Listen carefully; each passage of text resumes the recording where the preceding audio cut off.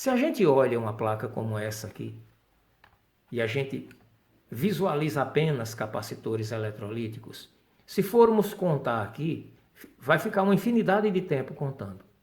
Capacitores eletrolíticos em todas as partes da placa, capacitores eletrolíticos em todos os lugares onde eu estou tocando a ponteira, capacitores eletrolíticos em todas as direções. Quando eu tiro essa placa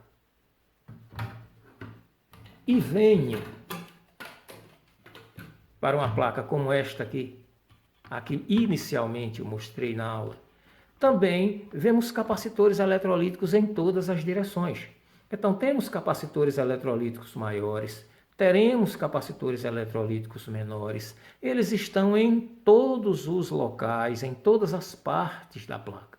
Então aqui tem capacitor eletrolítico, aqui tem 2 capacitores eletrolíticos, aqui mais 2 capacitores eletrolíticos, aqui mais um capacitor eletrolítico.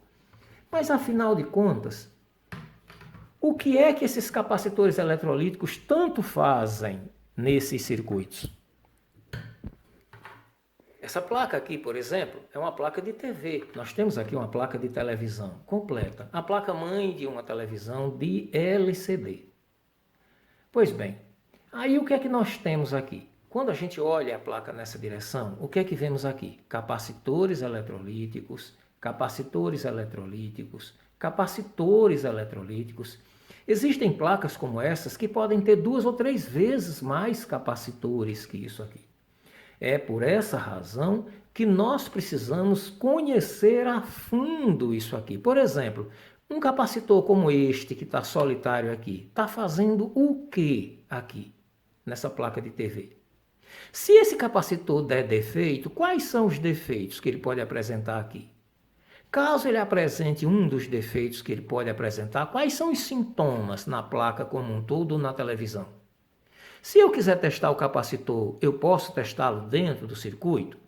É necessário tirar esse capacitor para examiná-lo fora?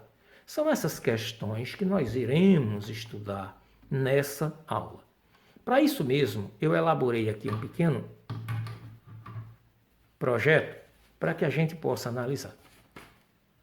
Eu vou colocar aqui esse papel com essas informações aqui, que eu selecionei e elaborei aqui, para que a gente possa entender algumas questões. Então está escrito aqui: capacitores eletrolíticos, suas funções, defeitos e como testar com multímetro dentro do circuito. Ou seja, a partir de hoje, nós não precisaremos mais remover nenhum desses capacitores aqui para testá-los dentro de placa nenhuma, seja na placa do computador, seja na placa da TV, como está aqui, seja no Xbox, no PlayStation, na placa da impressora, em qualquer que seja o equipamento eletrônico. Onde houver um capacitor como esses aqui, nós não precisaremos mais remover o capacitor do circuito para testá-lo e teremos condição de saber se ele está correto ou não aqui dentro do circuito. Naturalmente, haverão situações em que será preciso remover o capacitor para testá-lo fora.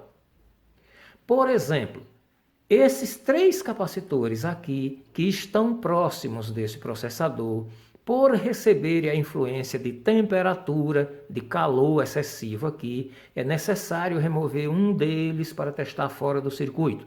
Dependendo do comportamento de um, naturalmente assim também estarão os demais, porque estarão sujeitos a um fenômeno que é a alta temperatura aqui próximo desse processador.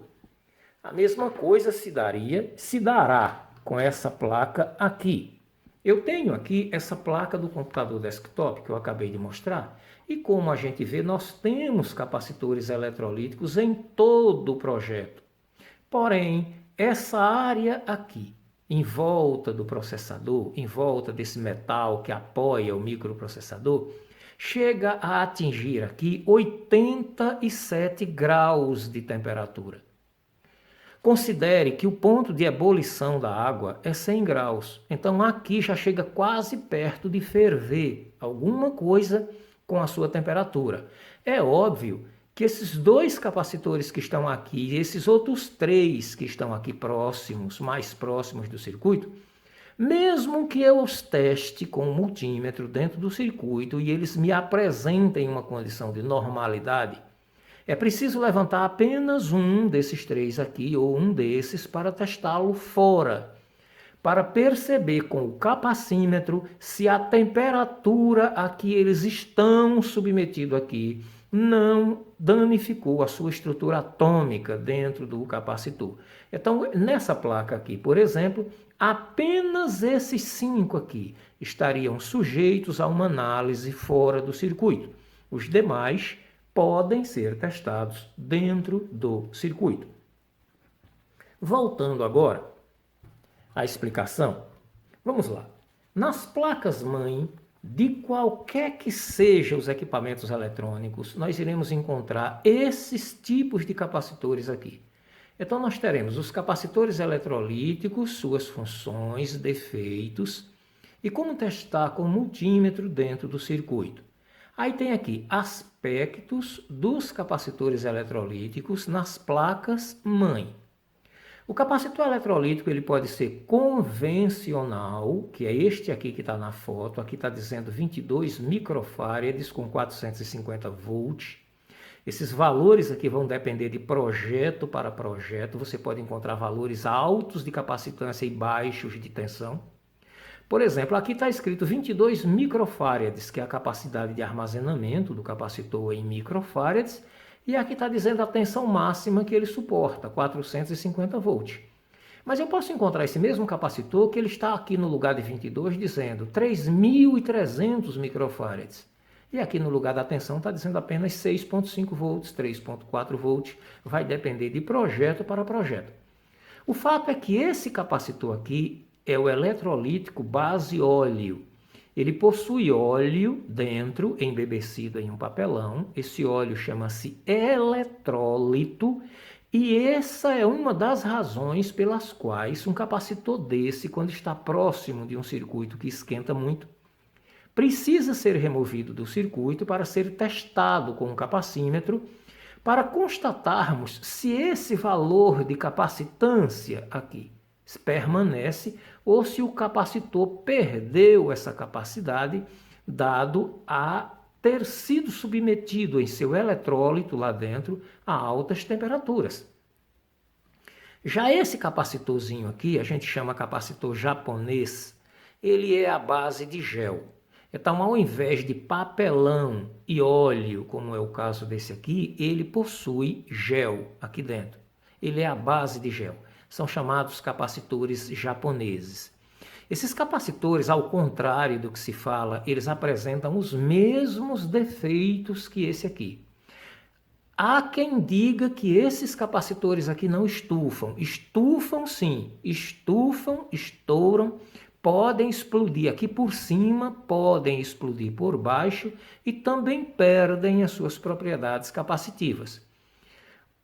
O gel aqui não evapora, feito o óleo que existe dentro desse capacitor. Esse capacitor aqui pode estar seco, o óleo evaporou por causa da temperatura, ele pode estar com aspecto límpido, porém seco, não exerce sua função. Esse aqui, como é gel, não vai evaporar, mas perde as suas propriedades, passa a ser um material neutro dentro do capacitor. Nos dois casos aqui, esses capacitores são chamados THT, ou seja, o componente vai estar de um lado da placa e os terminais atravessam a placa e serão soldados do outro lado. Esse mesmo capacitor ele pode estar em formato SMD, é o mesmo capacitor de gel, porém seus terminais agora são como estão aqui. Ele recebe uma base de borracha para ser apoiado sobre ela. Os terminais são dobrados nessa base de borracha por baixo e soldados em superfície na placa, sem atravessarem a placa de um lado para o outro. Eu tenho aqui, por exemplo, esta placa de computador desktop, que tem, no caso, esses dois exemplos aqui. Então, eu tenho o capacitor convencional, esses três capacitorzinhos aqui, mais esse que está aparecendo aqui, que são desse tipo. Eles possuem suas armaduras, seus terminais, fixados na placa, mas atravessam a placa de um lado para o outro e são soldados do outro lado da placa. Aqueles 3 capacitores que eu falei estão aqui, aqui e aqui, soldados pelo outro lado da placa. Essa tecnologia chama-se THT. Mas esses capacitores também podem ser blindados, japoneses, como estão aqui. É o mesmo procedimento. Vamos considerar esses 2 capacitores japoneses aqui e vamos observar aqui, virando a placa, que seus terminais estão do outro lado da placa, todos 2 aqui. Então, também tecnologia THT. Esses capacitores, tanto os capacitores convencionais como esse, quanto os capacitores blindados como esse e mais aqueles 3 ali, apresentam os mesmos defeitos. Por isso mesmo, em placas onde esquenta muito, há muito tempo já não se utiliza mais esses capacitores aqui nessa posição, próximo de onde está o calor. Adota-se o capacitor de gel por ser mais resistente. Resistente à temperatura, é apenas essa a função a mais. É errado dizer que esse capacitor aqui é melhor do que esse ou do que esse. Capacitores são capacitores. A física do capacitor é universal. A única coisa que muda neles aqui é a estrutura interna, externa e interna. No caso desse, o capacitor é embebecido em óleo e papelão e é marcado aqui em cima. Vou tentar aproximar. Para estourar por cima, caso ele tenha alguma ação química, uma reação química aqui dentro.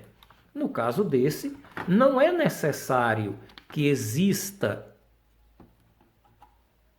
esse tipo de coisa aqui em cima, porque o capacitor é blindado. Como ele é blindado e também é gel, ele não vai criar vácuo lá, mas é possível você encontrar em alguma placa esse capacitor estourado aqui por cima.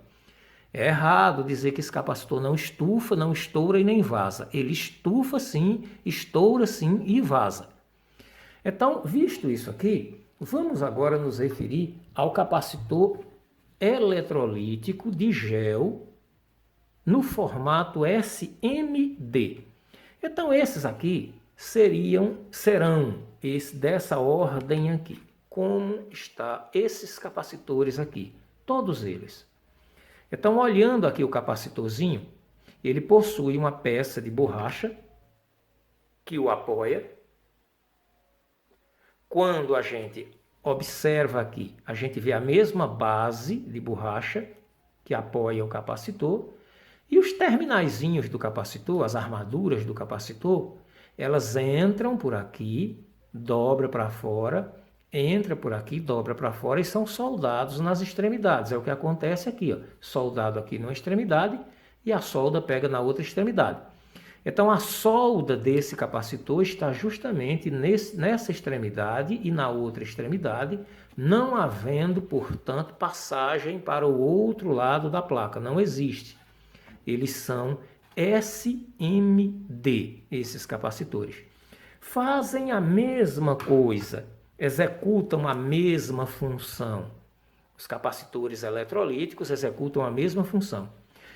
Também é possível em placas-mãe de qualquer tipo de equipamento. Você pode encontrar em notebooks, você pode encontrar em computador desktop, vai encontrar em placas de TV, encontrará nos diversos tipos de equipamentos eletrônicos esse tipo de capacitor aqui. Ele terá sempre essa cor amarela, como está aqui. Esse chanfro aqui chama-se armadura positiva. Esse aqui chama-se armadura positiva. Nós vimos na aula anterior que no capacitor convencional o chanfro é armadura negativa. Então aqui é armadura negativa. No capacitor eletrolítico de gel, aqui é a armadura negativa. Nesse capacitor, aqui onde tem o chanfro, é a armadura negativa. Porém, quando o capacitor é óxido de tântalo, como é o caso desse aqui e desse aqui, em pastilha, como está aqui, A parte chanfrada é que é positiva. Essa parte aqui é negativa. Então, aqui é a armadura positiva e aqui é a armadura negativa. Nesse caso aqui, a armadura negativa seria esses dois pontos aqui e positivo seria os outros dois que estão do outro lado aqui. Esses capacitores são de precisão absoluta. O que é que significa isso? Dentro dos circuitos eletrônicos, os capacitores, quando são convencionais, como esses aqui, podem sofrer alteração de até 10% em suas propriedades, que é permitido. O circuito tolera isso. Quando o capacitor é gel, como é o caso desses aqui e desses aqui, os blindados, só é permitido no máximo 5% de tolerância nesses capacitores em suas propriedades.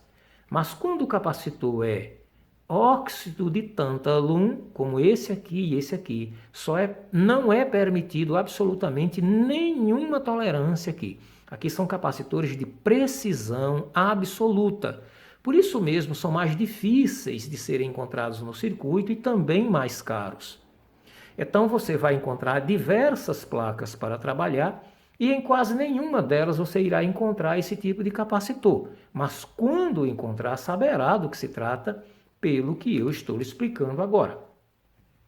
Mas existem outros tipos de capacitor? Existe. Nós também teremos nas placas eletrônicas de todos os tipos de equipamentos esses capacitores aqui. Então são chamados capacitores eletrolíticos de epóxi. Os outros lá são óxido de tântalo, eletrolítico, base, óxido de tântalo. Esses aqui são capacitores eletrolíticos, base, epóxi. Esse e esse. São 3 modelos diferentes, são os modelos que você irá encontrar nas placas, esses 3 modelos aqui. Existem outros? Existem, mas comumente são mais esses 3 modelos.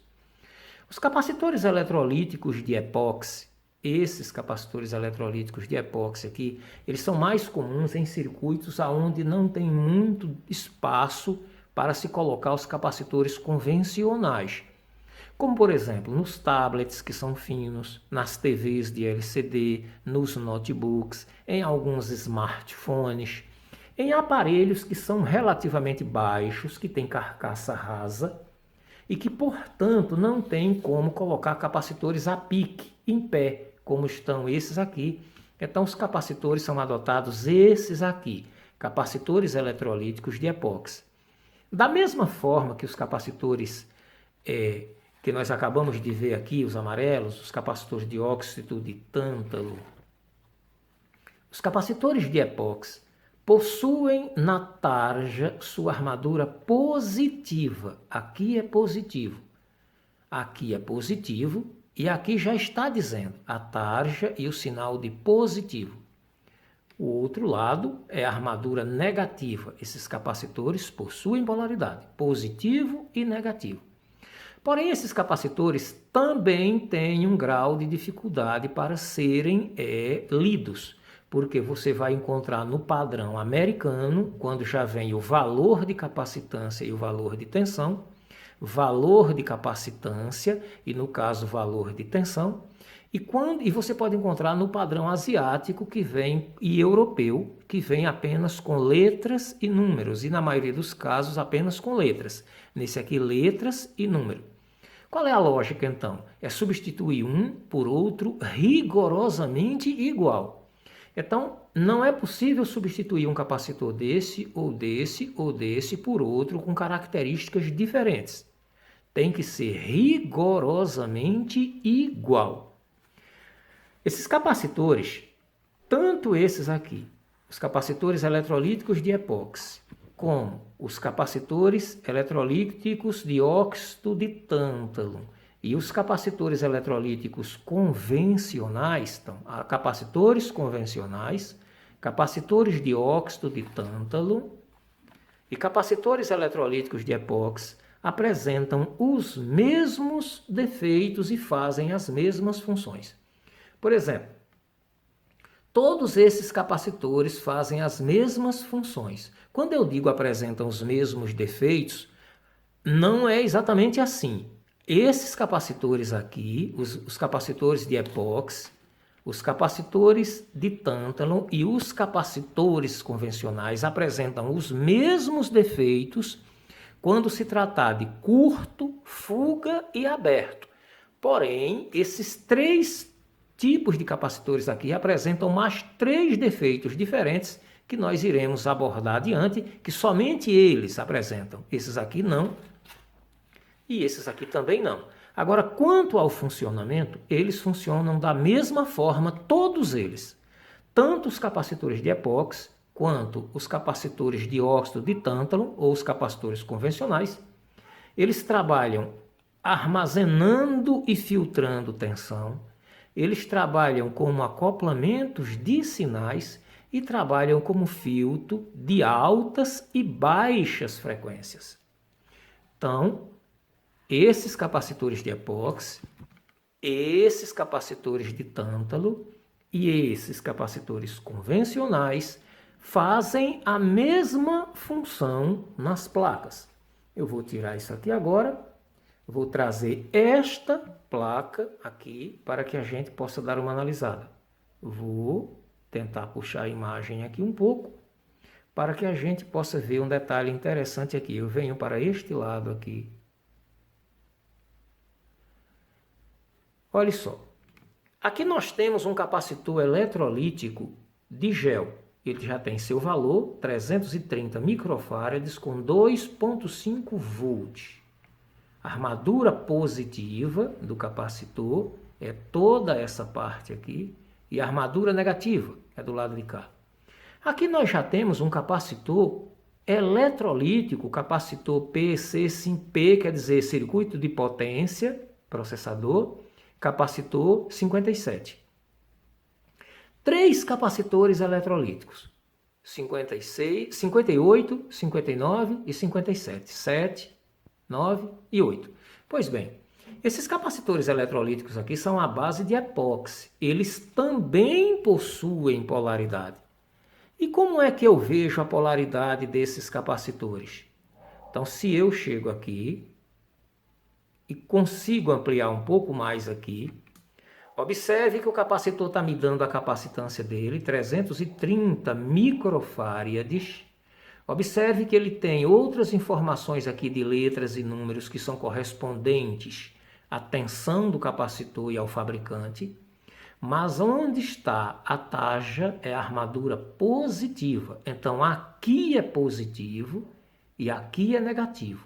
Aqui é positivo e aqui é negativo. Aqui é positivo e aqui é negativo. Se houver inversão disso aqui na hora de ligar o capacitor na placa, quando ligar vai entrar a placa em curto e vai queimar, danificar a placa ou explodir o capacitor. Então, são exemplos aqui que a gente está vendo das diferenças entre o capacitor convencional e o capacitor de epóxi. Nessa placa, como em algumas aqui, eu não tenho o capacitor eletrolítico de óxido de tântalo. Vou ver se consigo uma placa adiante que tenha esse capacitor para que eu possa mostrá-lo. Ele não é, como eu já expliquei, fácil de ser encontrado, mas a gente encontra. Observando esse outro circuito aqui nessa placa, eu também tenho as mesmas situações. Observe aqui que eu tenho 3 capacitores eletrolíticos aqui. 330 microfarads, 330 microfarads, 330. Armadura positiva, armadura negativa. Armadura positiva, armadura negativa. Armadura positiva, armadura negativa. Já aqui, eu tenho um outro capacitor eletrolítico, porém com um formato diferente daquele ali. É o mesmo capacitor. A questão nesse capacitor agora é que eu não tenho valores de tensão e nem de capacitância. Esses valores estão expressados por letras. Então eu tenho aqui J8 e um traço que não dá para ler aqui e a letra D. Aqui determina a tensão e a capacitância desse capacitor. Para substituí-lo tem que ser por outro com as mesmas características.